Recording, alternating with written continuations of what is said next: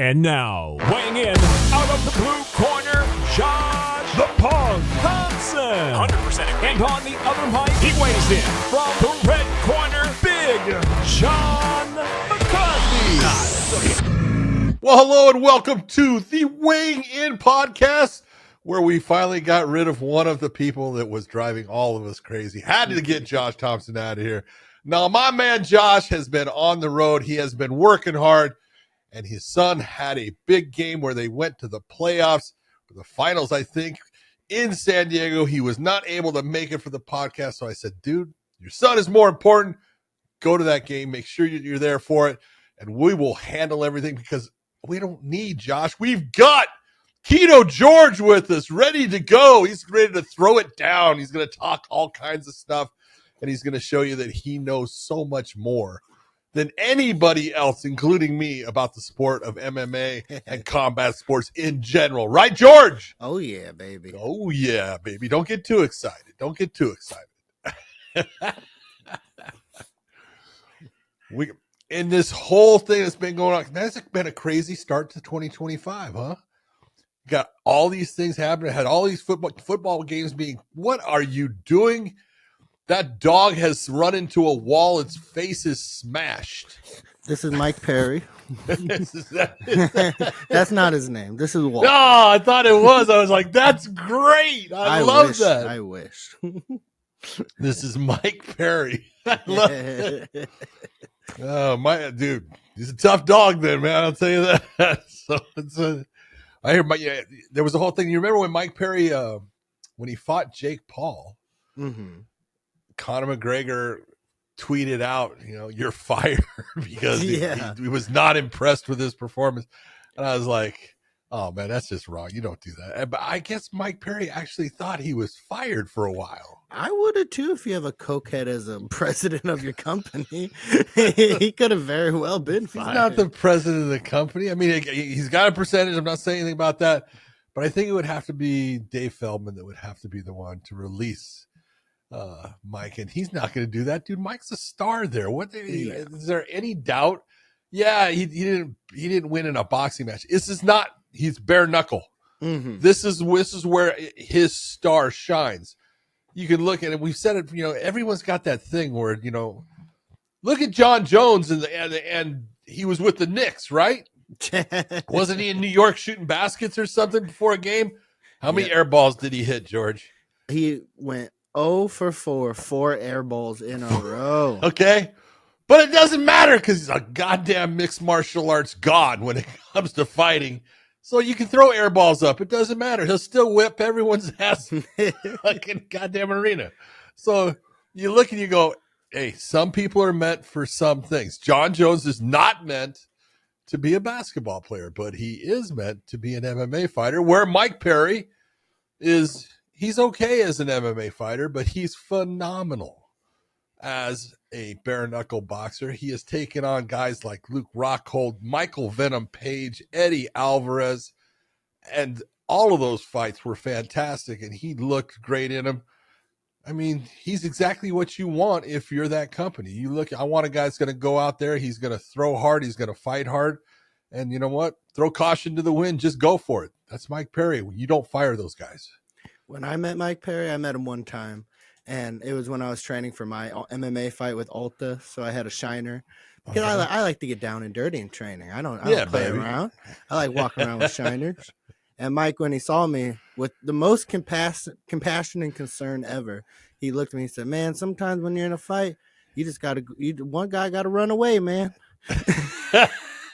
And I was looking at him like, Mike, you're right. You are the last person to tell me to run away from a fist fight. He might be right, though. That's not you. When you take a look, you go, okay, makes sense. He didn't mean him, but he meant one person has to run away. I don't think he was meaning him. That's not the way he. I don't think Mike Perry ever ran away in an MMA fight. He's a little bit different than that.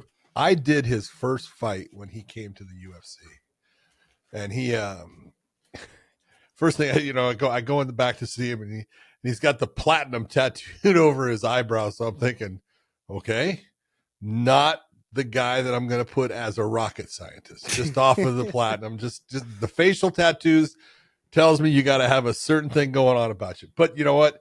He was like so excited, and he was excited that I was his referee, and he's just telling me I am going to. And it's all I kept saying. I would say, "Okay, do you understand this? I understand that, and I'm going to fuck this guy up." Right? And I go, "Okay, that sounds great. Let me go over this for you. Do you understand this?" "Yes, I do. And I'm going to fuck this guy up." And I was like, the guy that he was going to fight was this guy from South Korea. And the dude at 170 pounds was huge. I mean, freaking huge. What the hell was his name? I want to say it was, damn it. I can't remember. I want to say it was like Gui Lim or something like that, but I could be wrong. But he was really, I mean, if you looked at him, he was like 6'3" at 170 pounds. And he was just, it was like, how do you make the weight? It was almost like when you're watching Michel Pereira and when he was losing that weight. You know, you go, how do you make that weight? Yeah. But Perry, Lim. That's him, you know. And Perry went out there and he took a couple of big shots and just like bit down on his mouthpiece, walked forward, said, "Fuck this," and started throwing, knocked him out in the first round. I was like, well, I told him, you know, I was there before, hold up the hand of the winner. I said, "Well, you weren't lying to me, were you?" He goes, "I told you I'm going to fuck him up." So that was my initial meeting with Mike Perry. It was very impressive. It definitely set the stage for everything with him. He's a unique individual, but I'm glad. I hear he's got a fight, I think in bare knuckles sometime in, I want to say March, maybe it's April, somewhere in there, but it'll be good to see him back. Oh yeah. And just good for the company overall. You can't have BKFC without a Mike Perry, but you can throw on a Knuckle Mania 5. They got Knuckle Mania January 25th. Hello, and who is the main event of that? Eddie Alvarez and Jeremy Stevens, the Heathen Stevens. I'll tell you what, that's a great fight. That is gonna be awesome.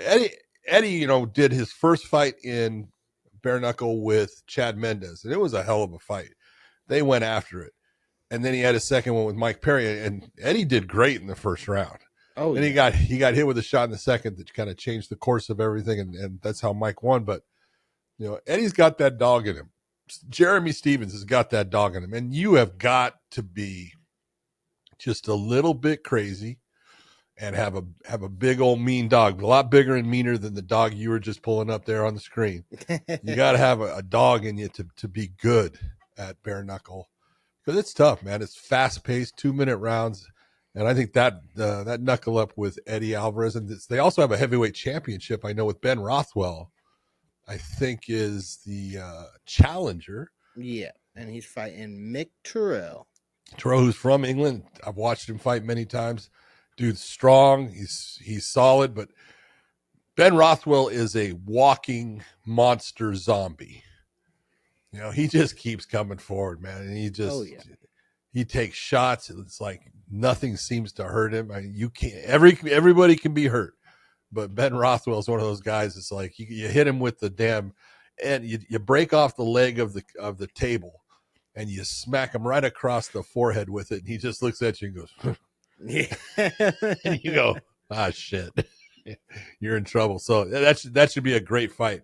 Terrell is very good. He's absolutely a guy that throws a lot of shots.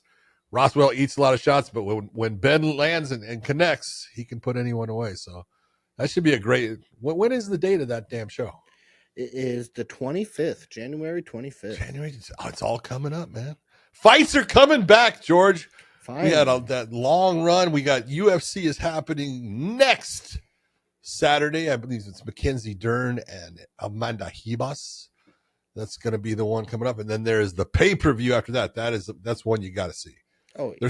They're starting off the year big time with Islam Makhachev against Arman Sarukian, and also Umar Nurmagomedov taking on the champion in Merab Dvalishvili.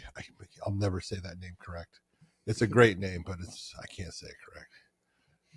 Did you know at one point in time, Merab considered retirement after losing 2 times in a row? Yeah, I believe he started his career. He was like 1-2. Yeah. Yeah. Yeah. I couldn't imagine that mental strain. You got to plow through a lot. And in the MMA fighting world, it's like whatever the newest news is the news. So you coming off 2 L's. I just can't imagine the confidence like breaker that is. You know what I mean? Well, it's that you got to look at it. It's also, it was 2 L's at the beginning of your career, because you go into it, even when you did, fight Alta, it was like, yeah, I'm just going to do this fight Alta. But then it's kind of like in the back of your head, it's like, but if I do really good, if I do really good, maybe I'll have a professional fight. And so you go and, that's the way we all think and stuff. And it's like, if you're, someone like Merab and you've been wrestling in your life and you're doing all these things and you're thinking, this is what I'm going to do. And I'm going to be, I'm going to be the UFC champion someday. And you start off losing 2 fights. And it's like, what the hell? This is not what I thought.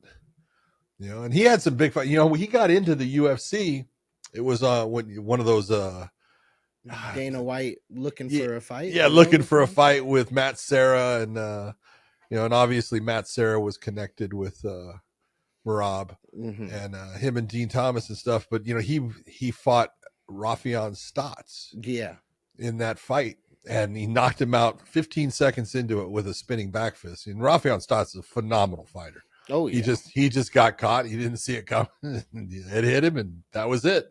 But that was the start for Merab in the UFC, as far as getting him in. And you look and you go, you try to tell everyone, hey man, you got to have this ironclad fucking belief in yourself that you can do it, because if you don't believe, no one else will. And you've got to make sure that you do everything possible to make whatever it is your dream or your end goal. How do you make it happen? Well, hard work is the first start. You got to outwork everyone. And I think Merab is one of those guys that kind of did. He outworked people. He's gone out there and he basically wins fights by being a cardio monster, by being a guy that, wrestles well, takes people down and mauls them. And, none of those are, when you look at it, they're not easy. He's got to go through fire. He's got to go through a lot of shots, like, a Sean O'Malley or someone like that, to get in. And then he's got to, be able to do damage when he's down there. He's done a phenomenal job with his career. And he's been fun in watching him. He's a fun fighter. And one of the things that I absolutely made me say, okay, I will always, enjoy watching Merab, and I'll always back him, was when Aljo, became champion, and he said, he was the number 1 contender. He says, I won't fight Aljo. I won't fight my teammate. That's a loyalty that is not easy to have. And I respect him for it. And I think it was a great thing that, he looked at it that way, and he took his time. When he finally got his shot, he was able to get the win, and now he's the champion, and he deserves everything that comes his way. But unfortunately, Umar Nurmagomedov is what's really coming his way, and that's not an easy one. But tough. You think you can pull some strings, get me backstage? It's right in my neck of the woods. Yeah, I can get a media pass. We'll talk about that later. Okay, we'll talk about that later. We'll see what we can do if you really want to go. No, I'm joking. Oh, okay. But it would be, if I let me get into Merab's locker room, I can hype him up a little bit. Get him to throw an extra couple shots at a couple news reports. Well, before you get in Merab's locker room, we're going to do a little bit of, I want everyone to know that our sponsors, LMNT, because I'm drinking it right now, LMNT is a fantastic product that Josh and I both love. I do drink it all the time. It has got 1,000 milligrams of salt, and all this stuff that you've heard about salt in the past has been proven to be false. We need salt. It is good for our bodies. It is not what they've said in the past. It has 200 milligrams of potassium. Potassium is going to keep you from cramping. It's going to keep you hydrated. It's part of the electrolyte system. And then you get 60 milligrams of magnesium. You need magnesium. You need more than 60 milligrams in the day. LMNT is one step in getting those types of minerals into your body. It will help you, especially if you are into working out, running, doing anything that is of high exercise velocity and getting your body cooking. You need LMNT. It is a fantastic product. Also, BetUS. BetUS is one of our sponsors, and they have been fantastic to work with. I have used BetUS. They are great at paying out. If they lose, they're not the ones that hold on to your money. They come back right away. All you need to do is go to YouTube 150 because it's 150% is what you're going to get on your first time that you sign up with BetUS, and your next two, you will get 125% of what you put in. So BetUS has been fantastic for our podcast. It's been great for the people that have been using it. They really like it, and we stand by them. We think they're a fantastic organization. And the last thing we've done was we've kept our collaboration with OnlyFans. OnlyFans is a incredible platform for people to get to know other people. I'm not talking about some of the things that you all know about with OnlyFans. If you want to do that, no problem. Go and do that. Go and sign up. Pay whoever it is that you want to see. But if you want to get some communications with some of the great sports stars there are, especially in combat sports, Andy Ruiz has been with OF, Chris Cyborg, Michael Venom Page. All these different people are out there, and they are available for you to be part of their page and to ask them questions, to get some information or knowledge from them. OnlyFans has been a fantastic partner with the Weighing In podcast. We were the first podcast they ever signed in trying to get a sports platform going. We think that they have done a fantastic job in doing that. They sponsor all kinds of combat sports around the globe. So you can use OnlyFans. If, like I said, the algorithm, if you don't look at what I'll call smut, you will not get any of that on your feed. You'll get none of that. Only if you decide that's what you want to look at, and that's your business. Go ahead. So, all right, George, what are we going to talk about here today? We've been talking about a little bit of stuff, but what really are we talking about? Let's enter with this little debate topic. Khabib Nurmagomedov. I know where you're going. Ireland, compared to Dagestan, has absolutely 0 fighters. In the official statement, official tweet by Khabib, he says, you can say whatever you want, but if we're talking about facts, you can't compare Irish fighters with fighters from Dagestan. We dominate amateur MMA. Not even close. Not just compared to Irish fighters, but to the whole world. I'm absolutely confident that if we were to organize a team versus team matchup, Dagestan would defeat a world team in amateur MMA. And when it comes to professional MMA, we have champions, contenders, and ranked fighters in every major league.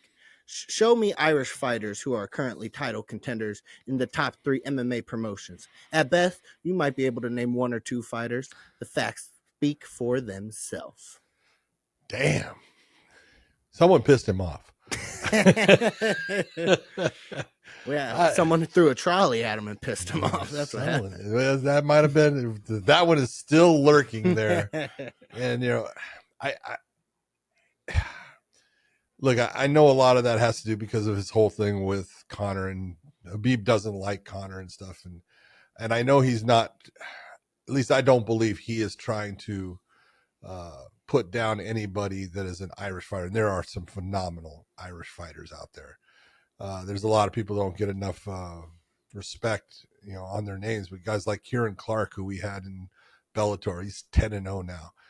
Ian Machado Gary is from Ireland. He's a pretty goddamn good fighter, But the one thing I will say is if you're going to look and say size for size, Ireland has somewhere in the area of about 5.5 million in population. I think Dagestan is somewhere around 3 million, 3.2 or something like that.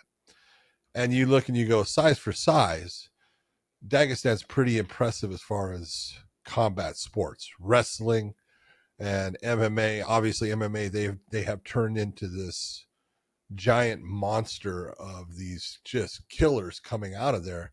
And that's proven just by, take a look at, okay, you've got Islam Makhachev. He is the UFC lightweight champion. Khabib was the UFC lightweight champion. And now you got Umar, who is going to be fighting for the bantamweight title. In the later on in January, you've got Usman Nurmagomedov. He's fighting to defend his title against a Irish fighter, and I think this is where this is all coming from, obviously. And Paul, and Paul Hughes is a great fighter, and I don't think in any way that Khabib is trying to discredit him. I think it's this matter of he takes pride in his country, and I understand that. You should, think about this. If you're going to compare it, I'm trying to think of California is the number one populated state where you live. Too many damn people. Yeah. But it's the number one populated state in the United States. I think it's close to 40 million, 39 point some million or something like that. Right? I believe you would have to compare Dagestan to like Nevada. Nevada is somewhere around 3 million. It might be a little bit over 3 million, might be a little bit under, but it's somewhere right around there. But it would be somewhere, in the United States, somewhere probably somewhere around 30, 31, 32, And so you look at a country in Dagestan, think of Nevada.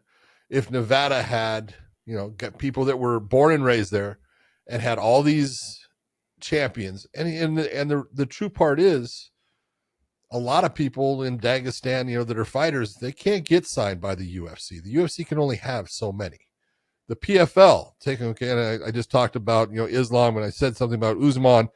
He's fighting to protect his title, but the PFL just had, Gadzi Rabadanov from Dagestan won one of the $1 million purses, right?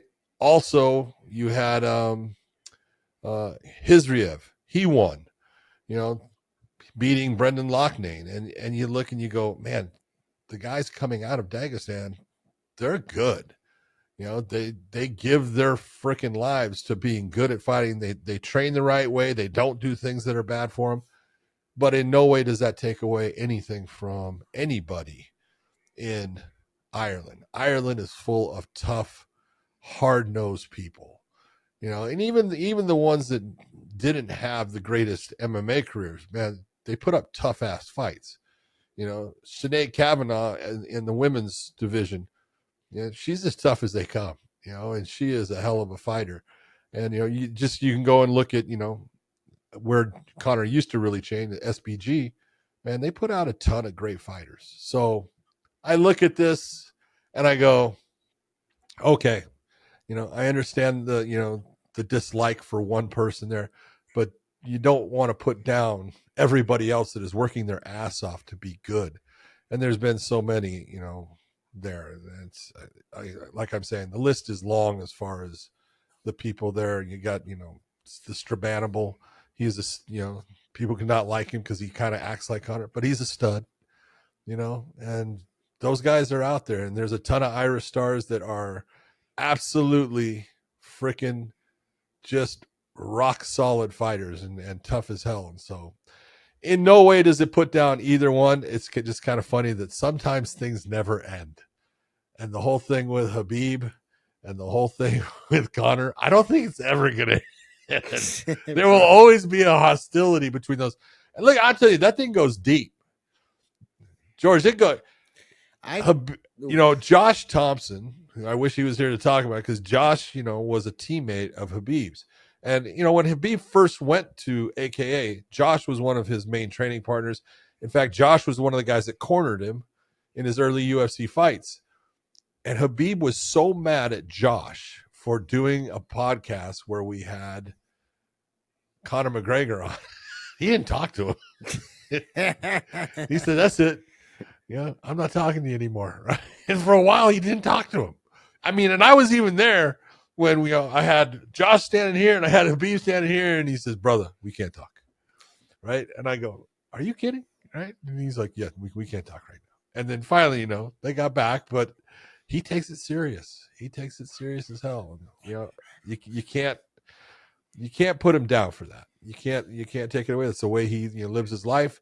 He's true to himself. He's true to his people. He's true to everybody that he helps train.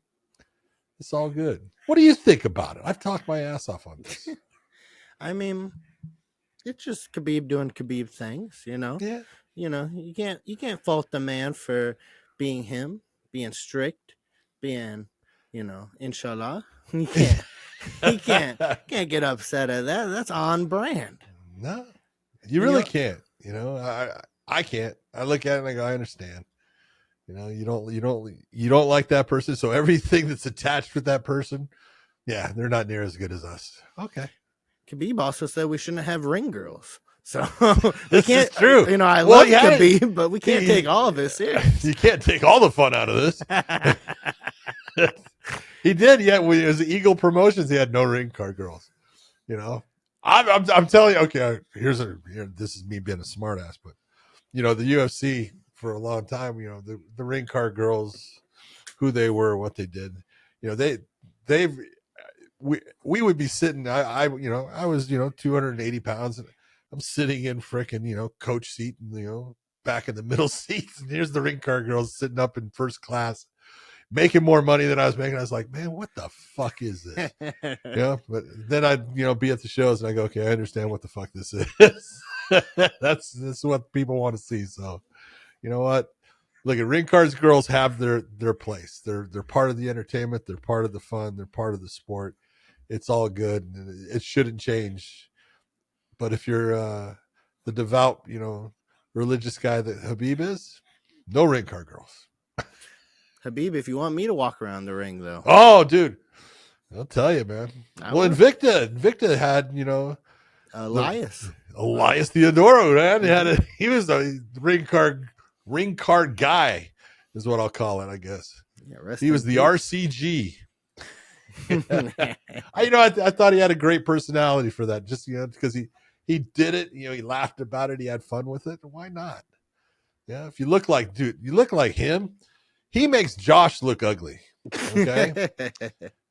Jesus, if I stand next to him, it was like, shit, get the hell out of here. He was a very nice man. Rest in peace, Elias. All right. So what else do we have? I think we've talked over how good the Irish fighters are, because they are incredibly good. Let's go with a little fight announcement. On March 29th for UFC Mexico, we have Kelvin Gastelum versus Joe Pfeiffer. Boy, I'll tell you what, man. See, that's one of those ones. Just go back and say, UFC what? Mexico. Yeah. So where is that being held? South of the border, I'd presume. Yeah, no kidding. South. Is it in Mexico City? I would guess. I would guess too. So if you look and you go, if that's in Mexico City, and you are either Joe Pfeiffer or Kelvin Gastelum, you better move your ass to Mexico right now. Dude, that's the difference. Elevation. I'm telling you, elevation makes it's gonna be Mexico City. A difference. That's in Mexico City. Man, you will die there if you do not acclimate. And you cannot acclimate for a week or 2 weeks. You have to be there at least a month. No doubt about it. If you are not there, and you can do all the different, hyperbaric chamber stuff and altitude things, you have got to be there. And the easiest way to look at it, take a look at what happened when Fabricio Verdum fought Cain Velasquez. Cain Velasquez was a cardio monster in the heavyweight division, and he went there 2 weeks early. Fabricio had been there for well over a month and a half, some say 2 months, and he didn't get tired, where Cain got tired. And it's just that altitude will absolutely put handcuffs on your lungs.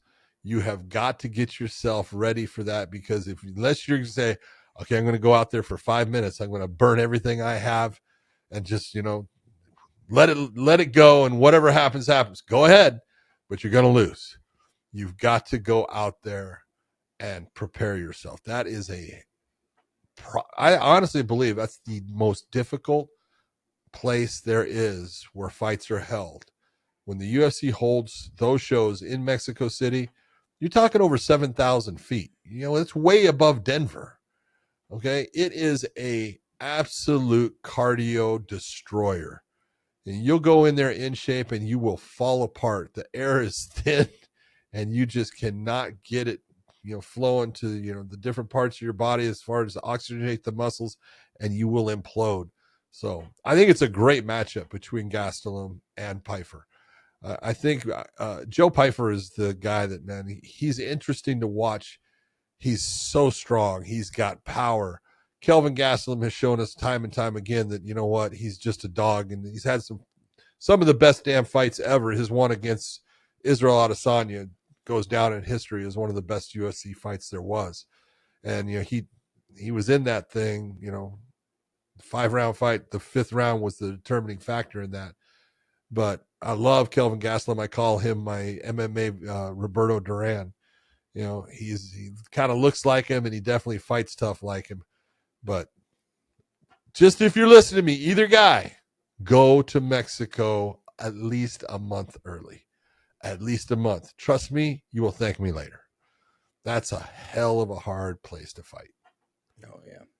I'm excited to see Joe back in there with a savvy vet, see what he can do.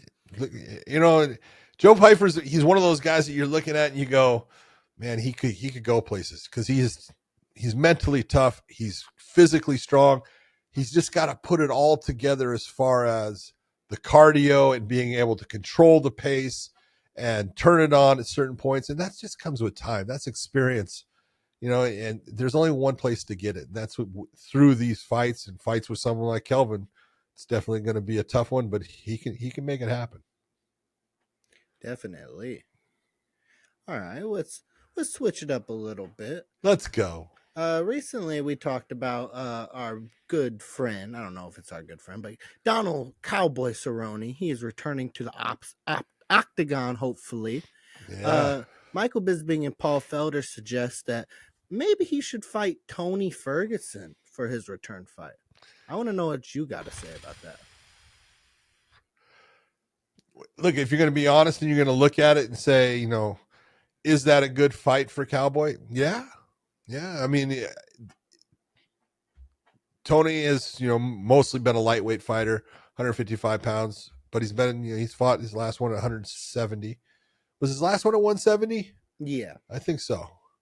You know, and he needs to grow into that. The problem with, you know, the fight as it is Cowboy's grown into that, but he's done it through the use of, you know, performance enhancers, if you're going to call them that. He's, you know, testosterone replacement therapy or anything like TRT. But it was okay that he was doing it. It's, you know, he's not fighting. Now he wants to come back to the fighting game, and will he have an advantage through it? Yeah, he's going to. No matter how long he's away from it, it will give him something. I'm not saying it's a ton. Do I think it's a good fight between him and Tony? Yeah, both of them are on, if you're going to look at their careers, at the end are on skids, so you want to get one of them a win, which is a good thing. You know, unfortunately for one of them, they won't get it. But I think that if you're going to say in a comeback fight, since he hasn't been fighting for a while, I think it's a good matchup. You know, Tony presents a lot of problems when it comes to the awkwardness of what he does. But Cowboy's good on the ground, so he can handle a lot of what Tony does if the fight does hit the ground. He's adept at handling the Darce chokes and stuff, but Tony can slip those in on anyone. In the stand-up, I'll always give Cowboy the advantage as far as the pure kickboxing. His kicks are way better than Tony's. His hands are good. Tony's elbows are fantastic, so Tony throws great elbows. Why not? You know, if you're going to look, and it goes back to the old sage way of, you know, doing UFC matchmaking. Take two guys that are on losing streaks, put them together so we get one with a win. Makes sense. It's not a bad matchup. That's why Paul Felder and Michael Bisping are smart guys. And call me ridiculous, this has already happened once in the UFC. Let's get juiced up Cowboy and juiced up Connor to fight each other. They already fought each other once, made a bunch of money together. Yeah. What was it?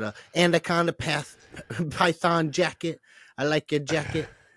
I want to see them fight again, but this time juiced to the gills. Juiced to the gills.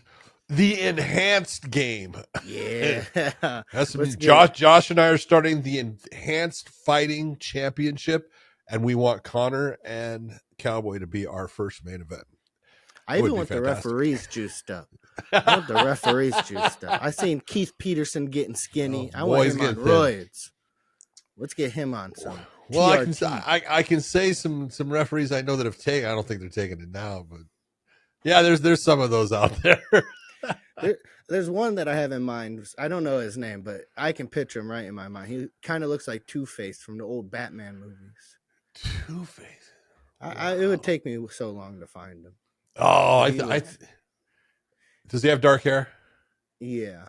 Kevin Mulhall? Maybe. Might be him. Who knows? You're looking up Kevin Mulhall, aren't you? I'm trying my best. Kevin was a very nice person, man. Nice guy. You know, it's like, you know, Keith Peterson. What a nice, you know, wonderful human being he is. He's such a good guy. You know, came from a wrestling background. All he cared about was wrestling and his kids wrestling and stuff. And he has that voice. You know, he was in punk rock bands. Really? Yeah, he's a punk rock singer with that grizzly voice. Wait, you still looking him up? No, it wasn't him. Okay. But I'm happy that that man has a nice singing voice. I want to hear his music. Yeah. Can't find the ref. But let's just go on.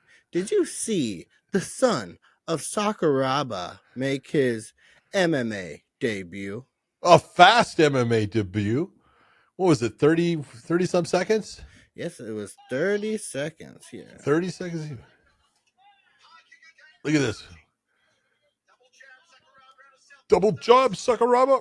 That's kind of great to hear the name Sakuraba. Just goes after him, man. Done. It's over. It's over. You know, it's good. It's so strange in some ways because it just makes you realize how old you are.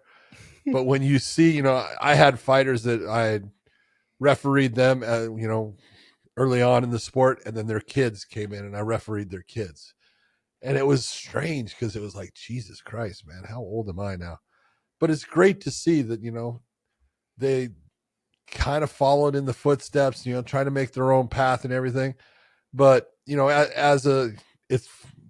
you get these things, and, you know, Frank Mir is the one, if you're going to really look at it, he's got a daughter who is just a phenomenal athlete, incredible wrestler. You know, Bella is, I remember the first time I watched her wrestle, she was wrestling a boy in competition, and she belly to back suplexed him 4 times in a row. I was like, okay, tell me that's not your worst day. You go into a wrestling match, you got a girl, and she just absolutely obliterates you with points right off the bat. And I was like, oh my God, she's fucking. I said, Frank, you didn't say she was that good. Right. And he goes, yeah, I told you she was good. I go, you said she's good. And she's great. And she's, you know, now wrestling for the University of Iowa. She's still fighting. She's just done her amateur fights and stuff. She's going to end up being a professional fighter, no doubt about it. But you look, and I think Frank has gone about it the right way. You know, it's like, this isn't about me, and it's not about, you know, what I want. Do I want my kids to fight? Well, yeah, maybe not. But if it's what they want, then I want them to do it, and I want them to do it the right way. And he's gone about trying to get that done with her. And so you take a look at Sakuraba here with, you know, his son. You know, that's awesome. You know, Kimbo Slice's son, you know, Baby Slice. You know, he was, you know, kind of, you know, going down the MMA path. I think he's doing bare knuckle boxing now. Mm-hmm. And, you know, hey, if that's what you want to do and that's where your passion's at, awesome. And it's good to see him come out and get a very quick win. He's just got a very difficult road to go with the name Sakuraba. That is not an easy thing. It's the same as having Gracie. That is a tough one. But, I mean, it carries, I feel like, a lot more weight in Japan than over in the States. So, yeah, you know, I think it does carry more weight in Japan and stuff. Because look, he's a national hero there. Mm-hmm. But still, you know, the hardcore fans from the early days of MMA, if they hear the name Sakuraba and that Sakuraba is fighting, then they hear that that's his son, they would tune in just to watch his son. I really believe that, you know, and so it does put, you know, there's an added pressure, no doubt about it. You know, you have to represent that name because that name meant something in the sport for so long. So be interesting to see how he does. They should just re-show Don Fry and Sakuraba punching each other, holding each other's head every No, time. that their wasn't son- Sakuraba. That Who was was that? Takayama. Takayama. Takayama, yeah. My bad. Sakuraba wasn't stupid enough to do that with Don Fry. Yeah. My apologies. You gotta figure Takayama back then was like 6 foot. I want to say 6'6", 6'7", 280 some pound. He was quite a bit bigger than Fry, and I think he just figured he could get past him doing that. But I gave him credit. He was tough. Later on in his like he's a quadriplegic now. Yeah. Based upon a wrestling because he was a pro wrestler. Based upon that, he got hurt, which is a tragedy. But that fight will live on forever. It's one of those.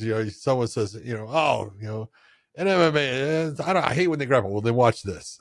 And they're just jackhammering each other. It was great. Well, if you are one for throwing the rules out the window, I'm all for throwing the rules out the window. You know that. Professional fight. In Rising, we had an epic melee breakout where even the referee gets hit. Oh, show this because it is great. In this matchup, it's a kickboxing, but they were not allowed to do spinning back fists. That was what was part of the rules. And so the one guy throws a spinning back fist and he hits his opponent with it. This guy's the guy that threw it. And he ends up, they restart it. And what does his opponent do? He says, all right, well, you got me with one. Here, let me just throw one right back at you, right? So then the ref is like, well, okay, it's even now. And then he does it right back again. Oh, you can't do that. And watch the ref get hit. Oh, one shot. Oh, that hurt. This is why we need refs on steroids. That's why you need refs on steroids. Look at that's awesome. It's funny. There's so many things that happen. And when you talk about getting hit, I'm going to tell a story about this one. But you're gonna get hit. It is part of being a referee. If you end up not getting hit as a referee, you didn't do things right.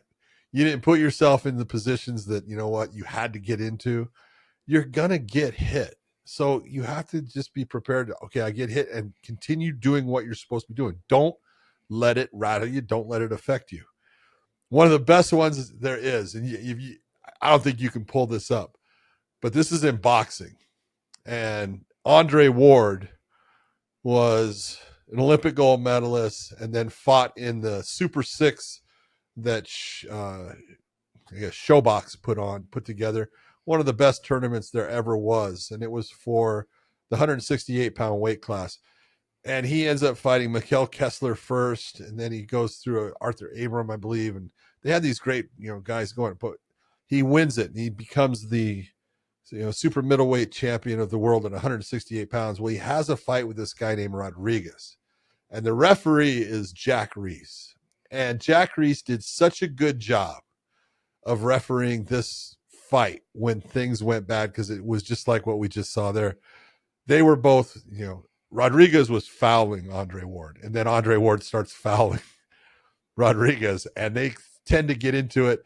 And as Jack Reese is getting in the middle of it, he gets hit. He gets hit good, right? And he's trying to hold on to one as he's trying to pull him apart.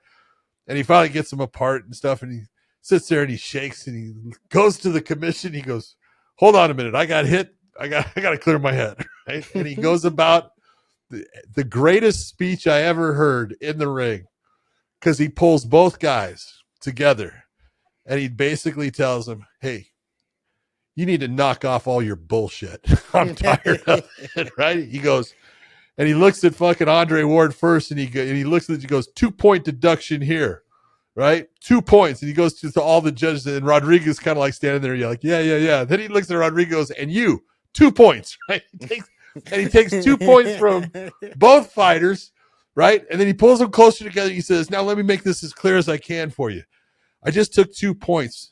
That means that was intentional on both of you. The next time either of you do anything, I'm going to disqualify you, and that means you're not going to get paid.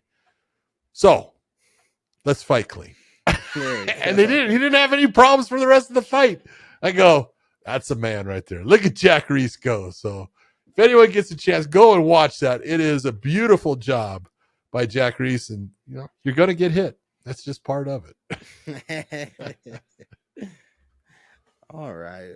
Let's start to wrap things up a little bit. Let's go, baby. Heartfelt. We have former UFC competitor Matt Hamill. Oh, that was so nice. Go ahead. Tell him. He made an Instagram post. I just got the most powerful digital hearing aids ever made. For the first time in 41 years, I can finally hear my kid's voice, the sound of people walking and laughing. I finally heard my mom's voice and she cried. I'm looking forward to hear my brother Pat's voice too. I can only hope he doesn't have a voice like a foghorn. This is awesome. Although I know it will take time to adapt to all of this. Happy New Year's.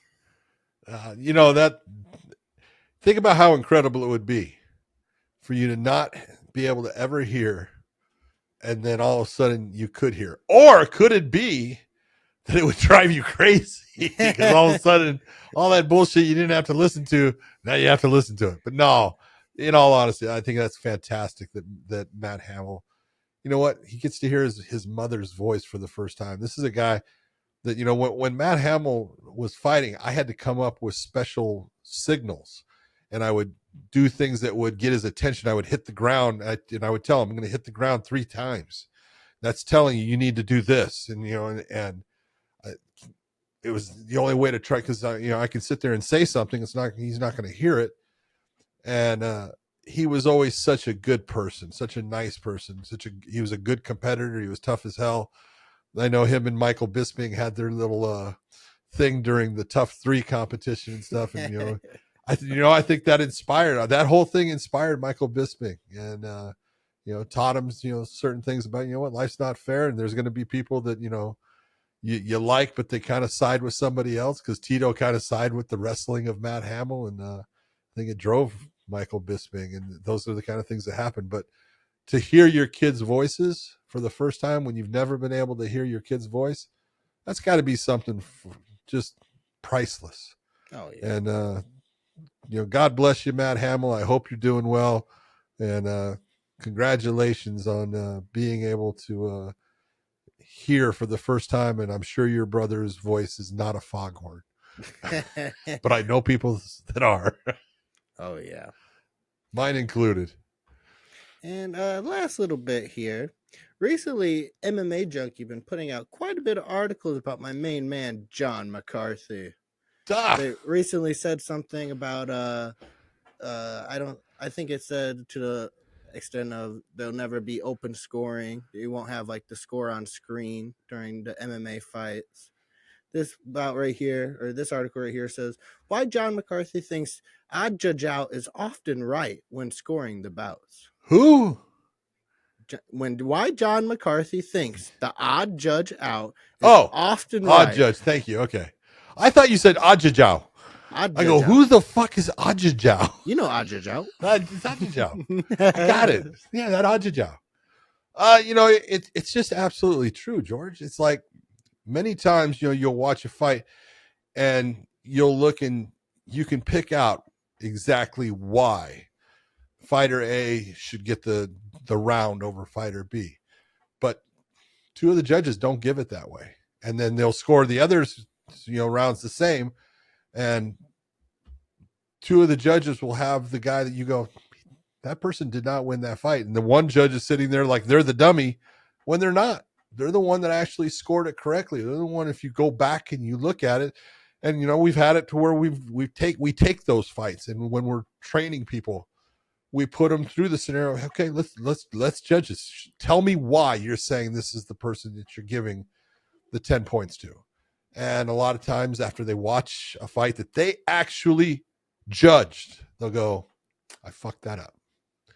And it happens. And they're not trying to. They're trying to do the best job they can. But the angles that they're seeing, sometimes the angles that are created during a fight, the magical moments that occur that tells you exactly what, who the person is that's scoring the best.